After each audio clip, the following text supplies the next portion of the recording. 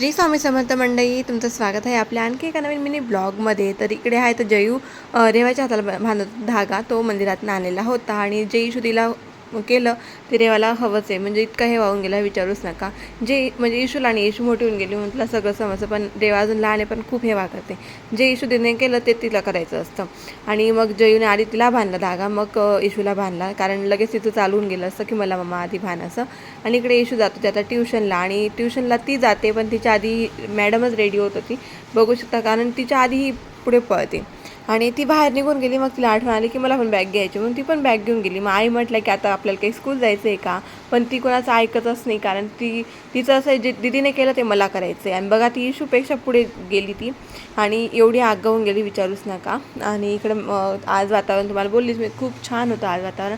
कपडे पण खूप छान वाळले गेले होते, आणि देवाचे एवढे कपडे निघतात. तिचं असं आहे ना, एक थेंब जरी पडला ना पाण्याचा ड्रेसवर ते पूर्ण ड्रेस काढते.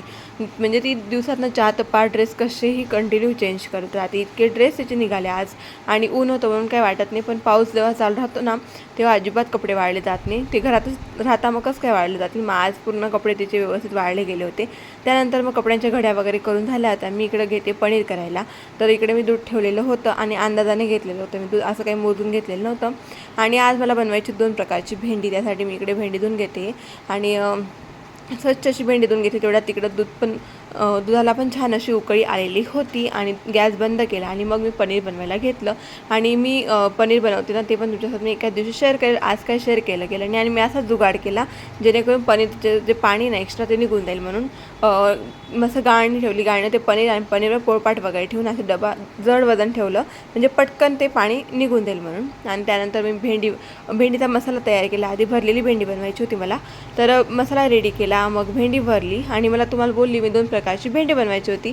आणि तुम्ही पण नक्की ट्राय करा गाईस. ज्यांच्या घरात लहान मुलांना भेंडी अजिबात आवडत नाही ना, त्यांनी ही फ्राय भेंडी नक्की ट्राय करा. आणि माझ्या इशूला तर अजिबात आवडत नाही भेंडी, पण मी तिला, तुम्ही आता 2 दिवस आधी ब्लॉग बघितला असेल माझा, मी त्याच्यात ही फ्राय भेंडी बनवली. तिला एवढी आवडली, ती सांगायची मम्मा माझ्या फ्रेंड्स रेसिपी मागत होत्या, असं त्यांना म्हटलं मी काही शेअर केली नाही बाई. आणि तिच्यासाठी स्पेशली ही भेंडी बनवली, आणि बाकीच्यांसाठी ती भरलेली भेंडी, कारण अजून कोणी ट्राय केलेली नाही आहे. मी फर्स्ट टाईम बनवली त्या दिवशी, तिला इतकी आवडली म्हणून म्हटलं आज तिच्यासाठी स्पेशल बनवते. ती ट्युशनमधून आली की तिला गरम गरम भेंडी देईल जेवायला. आणि इकडे हे भेंडी झाली आधी फ्राय भेंडी, आणि मग हे भेंडी करायला घेतली मी. तर काही असा होता माझा हा आजचा ब्लॉग. तुम्हाला जर हा ब्लॉग आवडला असेल तर लाईक, शेअर, सबस्क्राईब नक्की करा. आणि तुम्हाला जर फ्राय भेंडी आवडली असेल तर कमेंट पण छान करा. तर बाय गाईज.